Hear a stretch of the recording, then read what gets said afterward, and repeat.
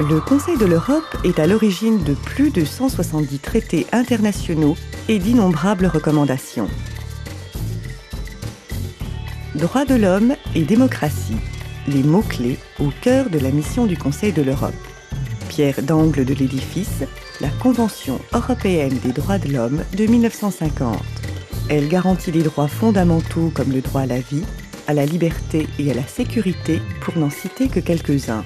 Avec la Cour comme garde-fou, elle possède un mécanisme de contrôle unique au monde, avec des fonctions complémentaires à celles de la Cour et d'autres organes de protection des droits de l'homme du Conseil de l'Europe. Un commissaire aux droits de l'homme contribuera en tant qu'institution indépendante à la promotion du respect des droits de l'homme dans les États membres.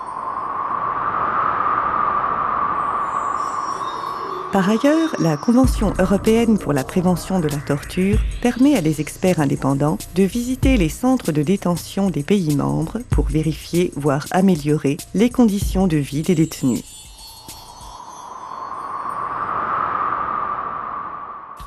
La Charte sociale protège un ensemble de 23 droits sociaux fondamentaux, comme par exemple la non-discrimination dans l'emploi, l'interdiction du travail forcé ou encore le droit syndical. Un système de contrôle international veille à ce que la charte ne soit pas bafouée.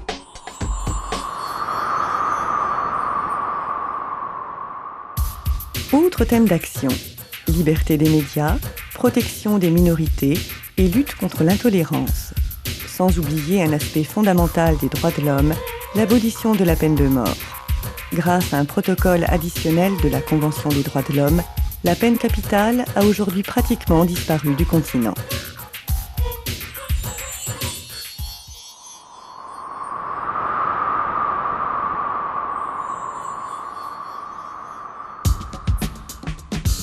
Les États de la Grande Europe sont exposés aux mêmes défis.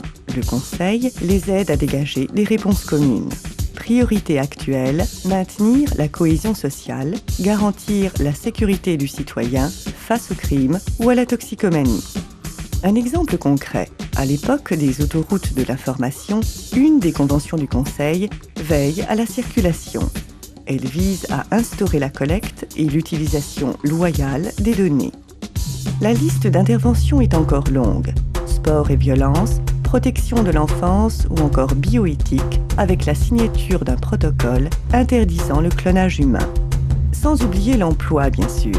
Le Conseil de l'Europe est également présent sur ce versant avec le Fonds de développement social, une véritable banque de développement qui aide les États à créer des emplois, mais aussi à construire des logements bon marché ou encore à financer des écoles ou des hôpitaux. Ce fonds a déjà accordé plus de 10 milliards d'euros de prêts.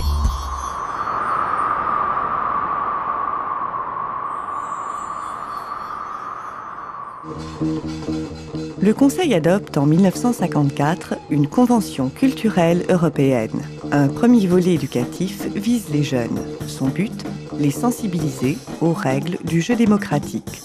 En un mot, les éveiller aux droits et responsabilités de citoyens tout en favorisant l'apprentissage des langues. Bref, les ouvrir aux autres.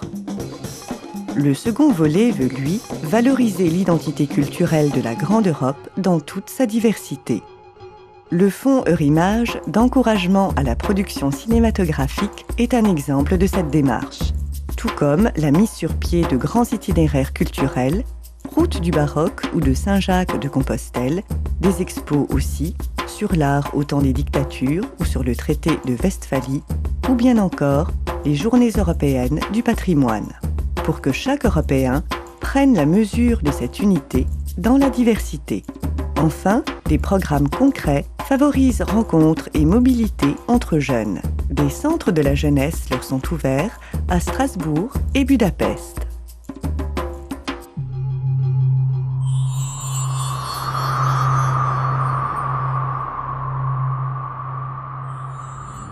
L'environnement n'est pas oublié. À travers la Convention de Berne, le Conseil s'est spécialisé dans la conservation de la vie sauvage et du milieu naturel.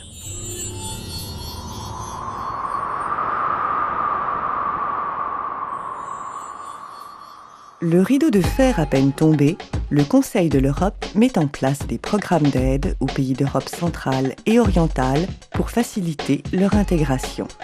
Comment ? En les aidant à bâtir de nouvelles institutions politiques et judiciaires, bref, à installer la démocratie. Maître mot de ces actions, la formation. Aujourd'hui, cette aide peut concerner chaque État membre. Un effort particulier est fait pour les pays de l'ex-URSS.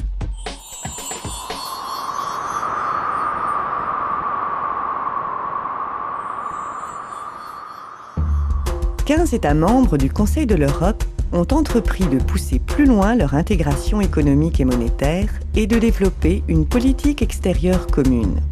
Cette autre aventure, c'est l'Union européenne. Son siège est à Bruxelles, mais son Parlement se réunit à Strasbourg. Les 15 d'un côté, le Conseil de l'Europe de l'autre, non. Les deux institutions travaillent régulièrement ensemble pour être complémentaires et éviter les doubles emplois. Meilleur exemple de cette concertation, la pharmacopée européenne.